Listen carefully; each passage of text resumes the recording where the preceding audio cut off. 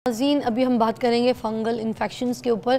पे हमारे साथ मौजूद हैं हमना बाबर जो कि डर्मेटोलॉजिस्ट हैं, पहले भी हमारे शो पे आ चुकी हैं। आज हम मधु किया है फंगल इन्फेक्शंस के बारे में जानने के लिए। अस्सलाम वालेकुम। वालेकुम अस्सलाम। You're looking pretty and I like your purse. Thank you very much. Thank you. क्या क्लासी पर्सेस लेती हैं आप? लास्ट टाइम भी बहुत अच्छा लाई थी Exactly. और इस बार भी for sure. Thank you very तो much. आज हम बात करेंगे फंगल इन्फेक्शन के ऊपर। मुझे बताइए ये होता क्या है? ऑल राइट, आजकल क्योंकि मानसून का वेदर है, हमारे पास हाई इन्फ्लक्स ऑफ पेशेंट्स है in OPD with a variety of infections. उसमें से सबसे ज़्यादा कॉमन है फंगल इन्फेक्शंस, इसलिए it's a very good choice for the topic. और फंगल इन्फेक्शन आपने बहुत कॉमनली देखा होगा, रिंग वर्म लोग इसको कहते हैं, विच इज़ अ मिसनॉमर। इसकी प्रेजेंटेशन इस तरह से होती है कि रिंग लाइक होता है, स्किन के ऊपर बनता है रेडिश सा एक रैश बनता है, फिर सेंट्रली क्लियर हो जाता है तो एक रिंग बन जाता है छोटे छोटे दानों का, जिसको लोग आमतौर पे रिंग वर्म कहते हैं, उर्दू में ददरी कहते हैं। ददरी, अच्छा ददरी, जी that is the fungal infection. Okay, ringworm is a misnomer क्योंकि किसी वर्म के काटने से नहीं होता, वो गलत इस्तेलाह शुरू से इस्तेमाल हो रही है, but it is basically a fungal infection. ये ज्यादातर तो वो जो इधर उंगलियों के सेंटर में भी कुछ है ना, white itching skin. Exactly, you got there. बहुत सारी इसकी वैरायटीज़ हैं, टाइप्स हैं, बच्चों में, बड़ों में। बच्चों में बहुत कॉमनली आपने देखा होगा स्कैल्प पे यानी सर की जिल्द पे एक गोल ठप्पे की शक्ल में बाल गिरना शुरू हो जाते हैं, इन्फ्लेमेशन होती है, चिंग होती है, सेंट्रली ब्लैक ब्लैक डॉट्स बन जाते हैं, साथ ही बच्चों के कान के पीछे लम्प्स से बनना शुरू हो जाते हैं। और ये बहुत हाईली कंटेजियस होते हैं फंगल इन्फेक्शंस, इसलिए पॉइंट ऑफ कंसर्न है। ये बढ़ता है, फैलता है? ये बढ़ता है, फैलता है, एक से दूसरे को ट्रांसमिट होता है। हम सारा डिटेल में डिस्कस करेंगे, इसकी टाइप्स भी, इसकी ट्रांसमिशन भी, कॉजेज भी, एंड देन प्रिवेंटिव मेजर्स और थोड़ी बहुत ट्रीटमेंट। तो बताइए ना फिर फंगल इन्फेक्शन के जो एग्जाम है वो कौन कौन से एग्जाम है? सबसे पहले अगर स्कैल्प पर है तो उसको टीनिया कैपिटिस कहते हैं। मैं ज़्यादा मेडिकल टर्मिनोलॉजी नहीं यूज़ करना चाहूँगी बिकॉज ऑब्वियसली नहीं, व्हाई नॉट, बल्कि आजकल तो दौर है, आपको पता है, आप एजुकेट करेंगे तो लोग होंगे, वरना समझ नहीं आती लोगों को। आपका ही काम है, आप बताएं, खुल के बताएं। Thank you very much. Scalp पे अगर हो उसको टीनिया कैपिटिस कहते हैं। बॉडी के ऊपर आ जाए, ट्रंक पे यानी कि फ्रंट ऑफ द चेस्ट पे, बैक पे, लेग्स पे, आर्म्स पे, उसको हम टीनिया कॉर्पोरिस कहते हैं। इसी तरह फ्लेक्शरल एरियाज यानी कि आर्म पिट्स पे या इनग्वाइनल एरिया पे हो तो उसको हम टीनिया क्रूरिस कहते हैं। आर्म पिट्स वगैरह पे भी आ जाए तो कितनी इरिटेशन एग्जैक्टली, वो सरफेस जो स्किन की रब कर रही हो आपस में, वहाँ पर ये बहुत कॉमन होता है। इसी तरह पाँव की उंगलियों के दरमियान आपने देखा होगा वाइटिश मैसरेशन हो जाती है, गल जाती है उंगलियाँ, जिसको कहते हैं आमतौर पर जो लोग बहुत लंबे ड्यूरेशन तक सॉक्स पहन कर रखते हैं सिंथेटिक मटीरियल की, पसीने की वजह से, वो भी फंगल इन्फेक्शन होता है। इसके अलावा नेल्स में आपने देखा होगा येलोइश डिस्कलरेशन हो जाती है, नेल्स ब्रिटल हो जाते हैं, थिकनिंग हो जाती है नेल्स की। मेरी एक उंगली में मुझे लग रहा था कि हो गया, वो मैंने नेल्स लगाए हुए थे ना, आर्टिफिशियल नेल्स, तो मगर मैंने हटा दिया फ़ौरन, फिर वो पूरा नेल ही मुझे काटना पड़ा, काफ़ी छोटा हुआ भी हुआ है, मगर मुझे सिर्फ डर और खौफ ही था। बट वैसे क्या नेल में होता है जो आर्टिफिशियल नेल्स? बहुत कॉमनली होता है, फंगस लग जाती है, होता है, बिल्कुल लग जाती है। नेल्स को ज़्यादा मॉइस्ट रखने से भी और स्क्रैच करने से, ऐसा एरिया जिस पे ऑलरेडी फंगल इन्फेक्शन चल रहा हो, इसीलिए ट्राई नॉट टू इच जहाँ पे भी फंगल इन्फेक्शन होता है। इस तरह भी स्प्रेड होता है। मगर मैं तो पूरा नाखून जड़ से कटा दिया, तो अब ठीक है वैसे? अब मुझे कुछ येलोइश डिस्कलरेशन तो नहीं है, नेल का कलर नॉर्मल है, पेन तो नहीं है, नहीं, इट्स फाइन। वरना अगर होता तो उसका मतलब अगर येलोइश डिस्कलरेशन होती, थिकन्ड हो रहा होता, ब्रिटल हो रहा होता, इजीली टूट जाता, तो फिर डेफिनेटली सस्पेशन था। तो ये जो हम आर्टिफिशियल नेल्स लगाते हैं, एक्रेलिक नेल्स लगाते हैं, नेल आर्ट, इनको रेगुलरली रिमूव करके नेल्स को क्लीन रखें और कट रखें, ट्रिम द नेल्स रेगुलरली। देखें ना, मेरी बहनों ने लगाना भी है, हाई फैशन भी है, इंस्टा की रील्स, पोस्ट, पिक्चर्स जितनी भी होती हैं, उनके कितने अच्छे लगते हैं नेल्स लगा के, दिल करता है, बहुत अट्रैक्टिव लगते हैं, बट एवरीथिंग विद कॉशन। 1 महीना लगा के फिर 1 महीना ऑफ कर दें, ऐसा चलेगा? या बट रेगुलरली हवा लगनी चाहिए आपको, बहुत ज़्यादा मॉइस्ट ना रहें। ऐसा नहीं है कि आपने हाथ धोए गीले रहें, एक्रिलिक्स के अंदर तो आपको पता है फिर वो मॉइस्चर अंदर रहता है। अच्छा, just clean them regularly, dry them. अच्छा, and do not share your nail cutters. Precautions में भी मैं बताऊंगी क्या क्या चीजें शेयर नहीं करनी चाहिए। Nail cutters, nail filers share नहीं करने, घर में भी एक जगह नहीं रखने के, सब आपस में हर बंदा इंडिविजुअली रखे, ताकि एक से दूसरे को बहुत इजीली स्प्रेड होते हैं। फंगल इन्फेक्शंस का यही है कि इनकी ट्रांसमिशन पर्सन टू पर्सन होती है, इवन पेट्स से होती है। अच्छा, ये इतनी जगह पे आपने फंगल इन्फेक्शंस का बता दिया, मुझे ये बताइए कि दांतों वातों में भी फंगल इन्फेक्शंस लग जाते हैं? ओरल कैविटी के अंदर होता है, दांतों के अंदर डेंटल केरीज एक डिफरेंट टॉपिक है, लेकिन मुंह के अंदर होता है। फॉर एग्जांपल टंग के ऊपर वाइटिश कोट आ जाता है, कैंडिडियासिस कहते हैं, वो भी फंगल इन्फेक्शन में आता है? वो भी फंगस की एक टाइप है। बड़ी डेंजरस चीज़ है। अच्छा, वो जो बाल चले जाते हैं, गिर जाते हैं, वो तो कुछ और होता है ना?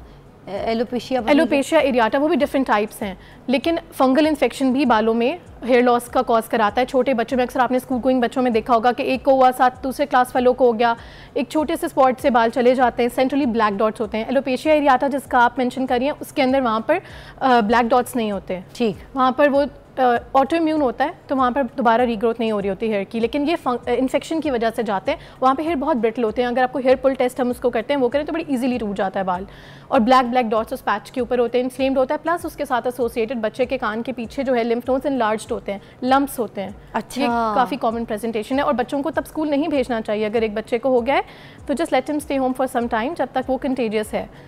अच्छा, मतलब बाकी बच्चों की सेफ्टी के लिए बहुत इजीली ये स्प्रेड हो जाता है। हम तो ये कहेंगे ना कि नहीं हमारे बच्चे की पढ़ाई डिस्टर्ब हो रही है, ये तो घर पे बैठ के क्या करेगा, इसमें कोई इतना पेन और यूं नहीं है, थोड़ा बहुत तो बेयर कर लेगा, घर बैठ के भी क्या करेगा, भेज दो।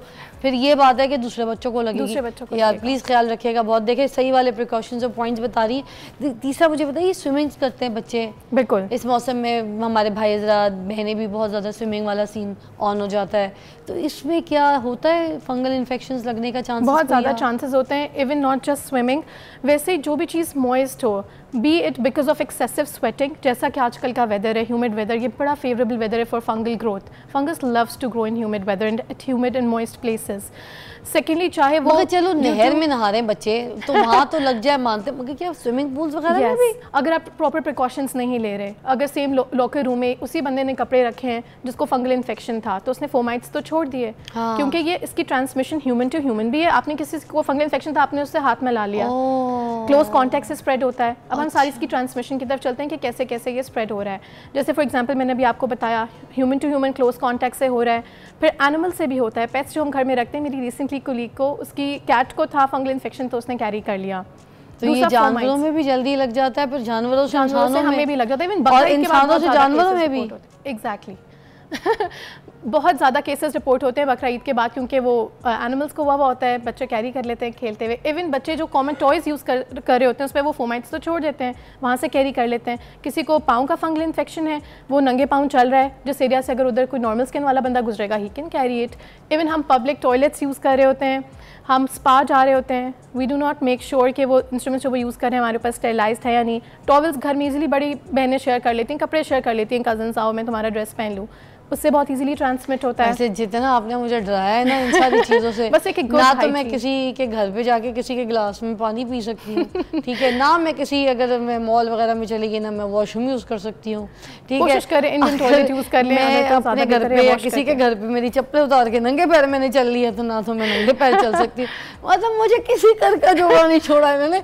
वैसे एहतियात ज़रूरी है, ये तो हमें वैसे भी हुक्म है कि एहतियात कीजिए। एक रेड कलर का सर्कुलर सा रैश बनता है, वो ग्रेजुअली साइज में बड़ा होता है, सेंट्रली क्लियर हो जाता है, और फिर एक रिंग बच जाता है। वो रिंग एक क्लासिक प्रेजेंटेशन है फंगल इन्फेक्शन की, इसीलिए उसको रिंग वर्म भी मिसनॉमर। इसका कोई वैक्सीनेशंस कोई ऐसी चीज़ नहीं है जो बंदे करा लें तो इजी रहे? तो fungus is very slow to grow and very slow to treat. Even nails का मैं आपको बताई थी कि ट्रीटमेंट इसलिए मुश्किल होता है क्योंकि नेल्स 6 मंथ्स और 1 ईयर के पीरियड तक ग्रो आउट करते हैं पूरा आपके नेल बेड से, तो उतना ही टाइम उसकी ट्रीटमेंट में लग जाता है। It takes very long time to treat अगर नेल पर हो जाए। ऑलराइट, हम अभी डिस्कस कर रहे थे ट्रांसमिशन, और अब हम इसकी कॉजेज़ करते हैं कि होता किस तरह से। फॉर एग्जांपल अगर हम नॉर्मल बंदा है, अगर वो बहुत उसको एक्सेसिव स्वेटिंग हो रही है, या वो अगर शावर लेकर आया ड्राई नहीं हो रहा प्रॉपर्ली, ड्राइंग हम नहीं करते सर्दियों में, गर्मियों में हमें बड़ा अच्छा लगता है कि गीले गीले बॉडी के कपड़े पहने और ठंडी हवा लगे। फिर आपने देखा होगा आजकल जो बाइकर्स हैं वो भी शाफ्ट थाइस की बहुत कंप्लेन कर रहे होते हैं कि उनको भी रैश हो रहा होता है। इसी तरह जो लोग बहुत लंबे सफ़र पे ड्राइव कर रहे होते हैं, जो लेदर की सीट होती है उसमें भी मॉइस्चर ट्रैप होकर उस स्किन को अफेक्ट कर देता है।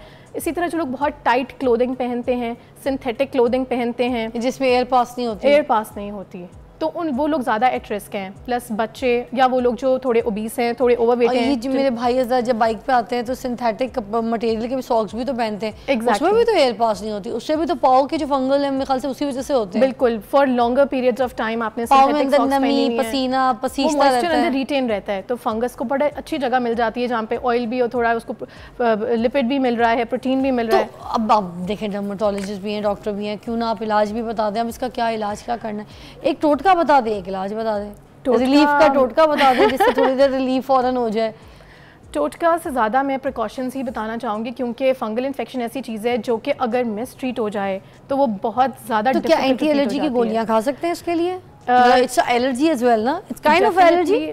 यस, नो, इट्स इचिंग भी होती है, इन्फेक्शन है, मगर इसमें इचिंग भी तो होती है। इचिंग होती है, हम ज़रूर देते हैं एंटी एलर्जी उन सिम्टम्स के रिलीफ के लिए, बट इसका एक्चुअल ट्रीटमेंट है एंटी फंगल मेडिकेशन।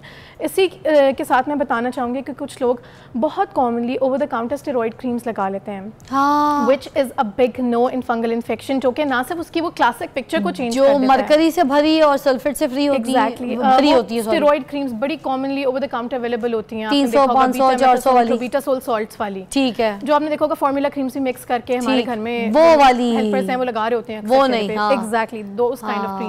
वो ना सिर्फ इनकी पिक्चर को चेंज कर देती हैं, जो इनकी क्लासिक सर्कुलर पिक्चर है रिंग लाइक, और डिफिकल्ट टू ट्रीट भी कर देती हैं। वो 1-2 दिन के लिए तो बड़ा अच्छा लगता है जी, इन्फ्लेमेशन सेटल हो गई है, बट वो इतना वाइड स्प्रेड फिर पूरे बॉडी के अंदर डिसेमिनेट हो जाता है और बहुत डिफिकल्ट टू ट्रीट हो जाता है।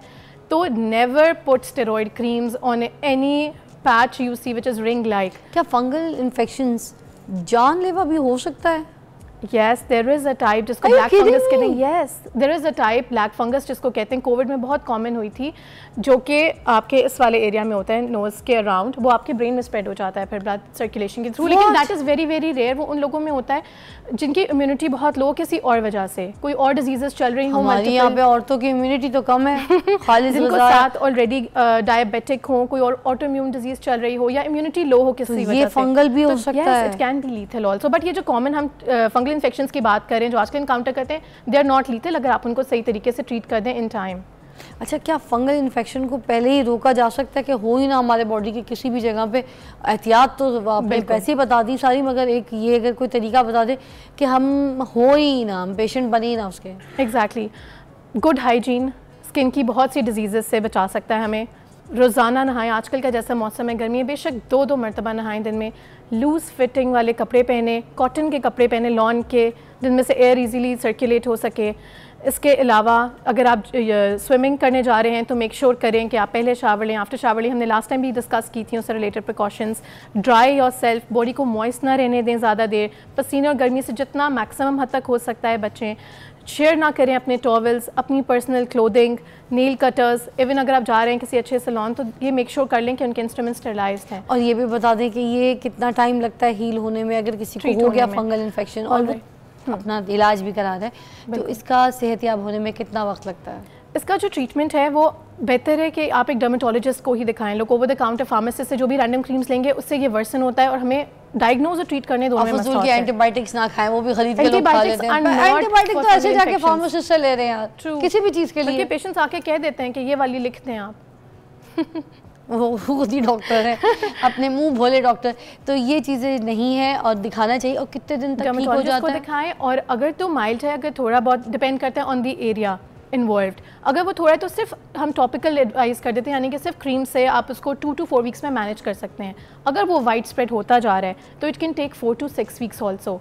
और नेल्स के लिए तो 6 वीक्स मिनिमम है कि हम दे रहे होते हैं, और उसमें ओरल लाजमी देनी पड़ती है नेल में। बाकी है कि अगर थोड़ा सा पैच आपको नज़र आया, आप फॉरेन डॉक्टर को विजिट कर लें तो सिर्फ आपको क्रीम दे देंगे वो for 2 to 4 weeks. Thank you so much Amna, बहुत बहुत शुक्रिया, बहुत अच्छा गाइड किया आपने हमें। फंगल इन्फेक्शन से बचिए, अपनी स्किन को बचाइए, अपने बच्चों को बचाइए, अपने सर से लेके पाँव के नाखून तक, अंगूठे तक। आपने सुन लिया, फंगल इन्फेक्शन अगर घेर लेता है आपके जिस्म में, जगह बना लेते हैं, तो आपसे दूसरे लोग भी मुतासर हो सकते हैं। और अगर आपके बच्चों में किसी को हो गया तो उनको स्कूल मत भेजें कुछ टाइम के लिए, जब तक कि उनकी हीलिंग चल रही है, उनकी ट्रीटमेंट चल रही, ताकि बाकी बच्चे मुतासर ना हो। अगर आप अपने बच्चों का ख्याल रखते हैं तो आपने दूसरों का भी ख्याल ज़रूर रखना है, क्योंकि इंसानियत से बढ़कर कोई रिश्ता नहीं होता। एक ब्रेक के बाद मिलते हैं।